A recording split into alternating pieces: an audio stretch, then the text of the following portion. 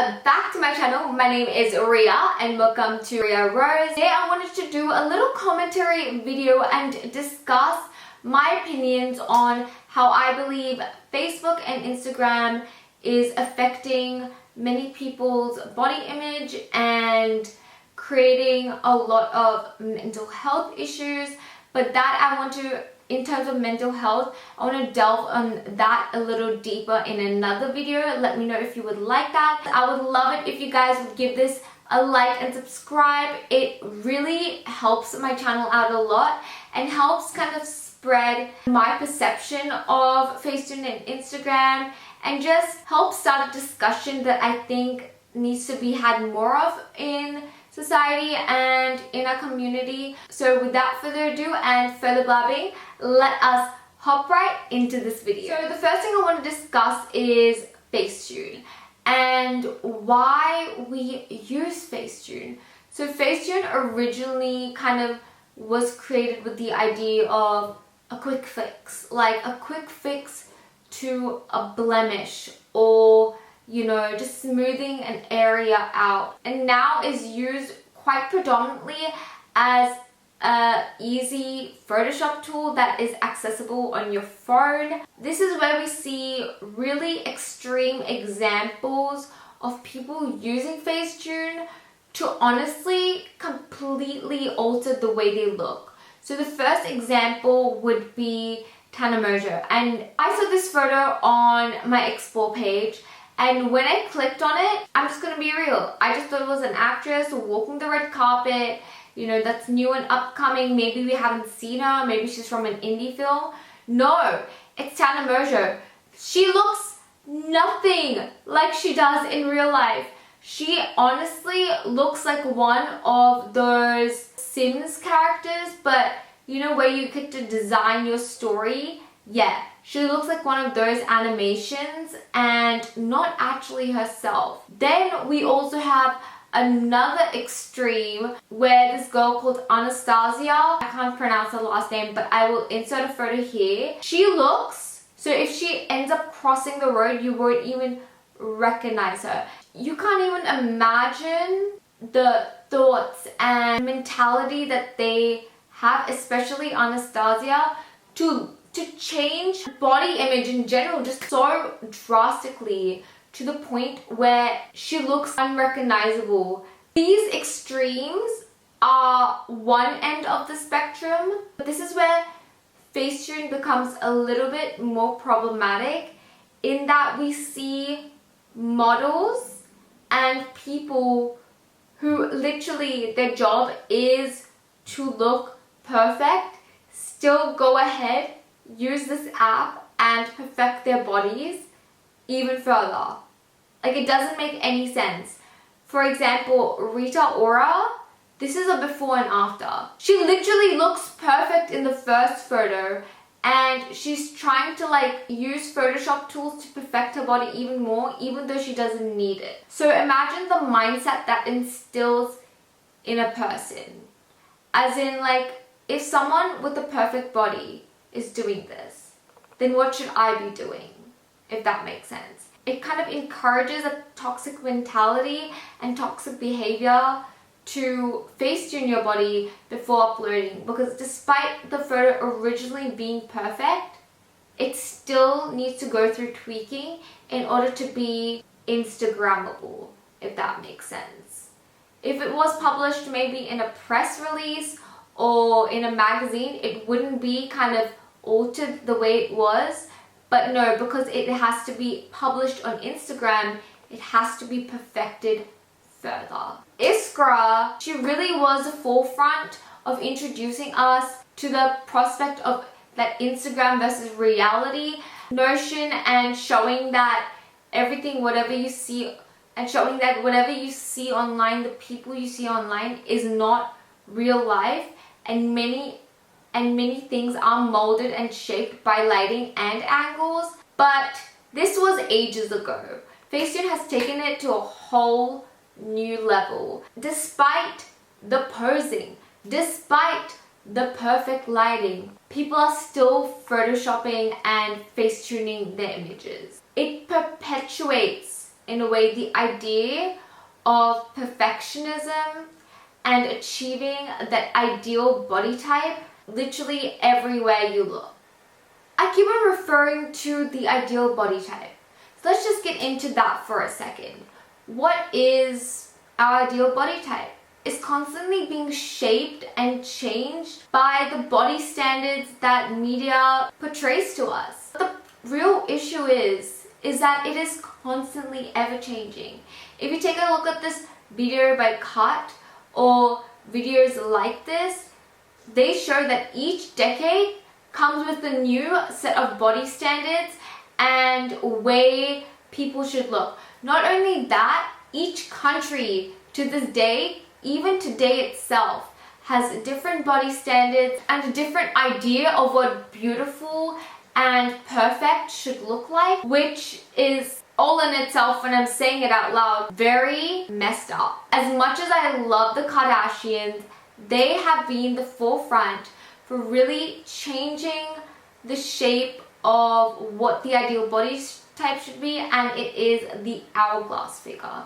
So now we see so many people going to do Brazilian butt lifts or boob jobs or both to achieve that ideal body shape, and that involves liposuction, that involves a lot of procedures. Sometimes people are so desperate to strive for perfection and kind of be accepted, and I think it's that longing for acceptance and longing for not being lonely and being alone and being part of society, in which they strive to accomplish the look, the perfect ideal body shape, and maybe then they will be considered perfect. Maybe then they'll be considered like they belong. Instagram constantly perpetuates that because those are the images that are getting the most likes. Those are the images that are getting the most comments and most hyped. And this is really dangerous and can be quite dangerous. It involves people doing dodgy procedures like injecting cement into their butts to get that BBL look, but for cheaper. There are a lot of procedures done within like the black market, and many procedures being done under non-professionals, such as injecting things such as cement into your butt, silicone in your lips. It is very bad, very toxic. People are doing that because they want to achieve the look. They want to be accepted. They want to kind of be, in a way, validated by society, and the core foundation to what kind of drives this. And Instagram honestly perpetuates that because they only promote that. I just want to go a little bit more into the problems with Facetune and Instagram being our source of setting what a body image and self should be. I'm getting quite heated, but the thing is, like I said before, body standards are always changing. So we don't know what the ideal body standard is going to be and who is it going to be set by in 2025. You know, right now it might be the hourglass shape, but say, hey, you've got a BBL and now flat butts are in. What are you going to do with your butt, you know? So that is why the idea of just perpetuating and promoting one body type and considering one body type being beautiful, completely messed up, because that is not how the world works and that is not how the world functions. I know what you guys might be saying, but they earn money from it. They earn money from their bodies. And again, Instagram is the source of those cases, unfortunately. This image, I'm definitely going to credit Luke Alexander for, because he sourced this image right here. I was floored. I was shooketh. This photo shows how the perpetuation of this one body type and idea of perfection introduces this massive lack of diversity. I thought this was the same person, just copied and pasted over and over and over and over again. But they have been conditioned by the images that they see on their feed on their explore page that there is only this one standard of beauty, and hence they end up looking all like each other. Where is individuality? Where is the uniqueness of being you? And isn't that what makes kind of life so interesting, in that we all look and act differently, and that's kind of how relationships form, and we should go about our everyday life being proud of being unique. They might as well just have numbers put to their name. Honestly, that is how I feel. It is insane. The next problem I want to address is it becoming a source of comparison. Whether you like it or not, going on Instagram nowadays is not a place where you can see what your friends are doing, see the highlights, because at the end of the day, we end up comparing ourselves not only to their lives, but seeing that people with those body types end up living, in a way, better lives, and that encourages comparison and then leads to other issues such as mental health and encouraging a lot of toxic behaviors. This includes overeating for some, over-exercising for some, going on trips and stuff that you cannot, going on trips and to places and kind of going in debt just so you can be just as good. Honestly, those people that look perfect lead either one, ordinary lives and just have that photo going viral, or two, they encounter many other issues that we aren't aware of. They might be going through a divorce and we might not even know it. Now that this video was very ragey and very kind of repetitive, I would want to touch on a few solutions that may be possible, but it's gonna be a long way to get there. But I feel like this is essentially our only solution, and that is to take these influences, and it takes honestly a very strong influencer, because honey, if you give the option to anybody in the world to get a procedure either done for free that they've always wanted, all the money in the world saying, okay, if you do your lips or if you do these fillers, we'll pay you this much. Who is someone to say no if they're given those opportunities on a platter? It takes a very strong person with a very strong body confidence, but I have seen even the most confident influencer end up doing the most plastic procedures, the more following that they did end up receiving. That again perpetuates the cycle. So as a small influencer, they end up promoting body positivity and loving yourself, and that's how they get the initial followers.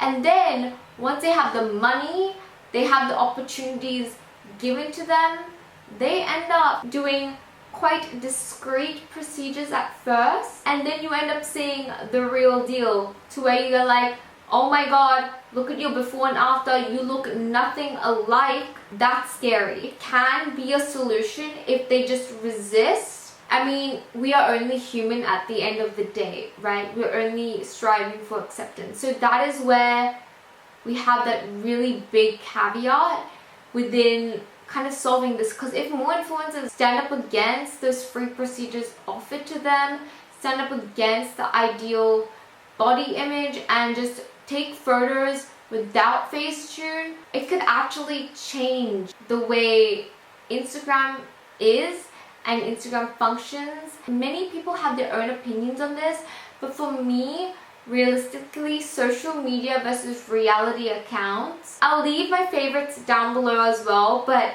they really have helped me kind of want to go on Instagram in a way that I'm able to stay on the app longer.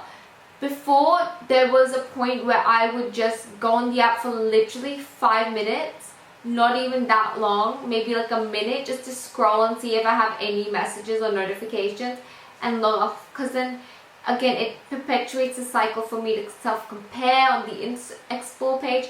But since following those accounts, it just acts as a quick reminder, like, hey, what you're seeing is not real. It's just a highlight reel. It's just being edited. You know, this is not the reality. This is not how everyone looks like, and you don't need to feel bad. And you can still go about, say, looking at the perfected image, but with that realistic kind of mindset rather than that utopia, that fantasy that they're giving us. And you still appreciate it, but you're like, okay, I like this photo knowing that this is photoshopped. Some people really hate them and say, you know, they're ruining the fantasy and they're ruining the perception. But in my eyes, I think that this is good and it helps a lot of people. For me, it works. Whether you want to be an influencer, whether you are an influencer, I think working a 9-to-5 job, you don't have time to Photoshop. You don't have time to dedicate yourself to being perfect, because you know the average woman, the average man does not have time to perfect the ideal body image, okay? We have an economy, we have a world we need to run, and people in our lives and family to look after. There are a lot more things to prioritize than just how we look. If these influencers meet a requirement of at least working somewhat of a job whilst doing this influencer life, I think that there would be a lot more of a balance.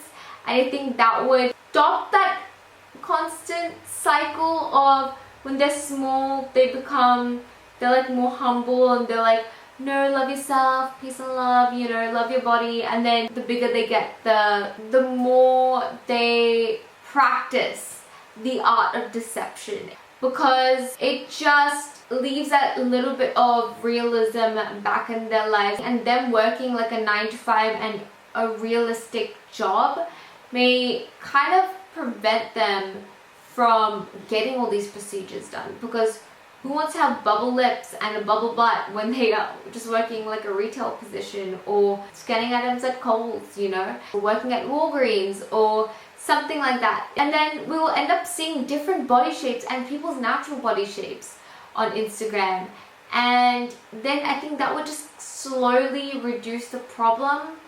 But hey, I am just one person in this big wide world that has this idea. What are your thoughts? What are your solutions? I just wanted to create this video and share my thoughts. And again, this is a commentary video. I don't mean to like bash anyone. There's no tea and shade. Even when I was exposing those extreme influences, I honestly see them as just animations rather than people, because they look so different to how they look like in real life. I love just like gathering my thoughts and filming this for you guys. Let me know what you guys think. Would you guys like to see more commentary videos? I have way more ideas and different concepts to introduce to you guys. In this society, we're quite silenced, and voicing your opinions, especially in the way and style you want, in your hoodie, in the comfort of your own home. I would love it if you guys would give this video a like and subscribe, and let's get a discussion started in the comments down below, and it would really help my channel and spread my possible solution out there. Thank you guys so much for watching. Again, I love you with all my heart, and I'll catch you, my beautiful best friends, in the next video. Bye!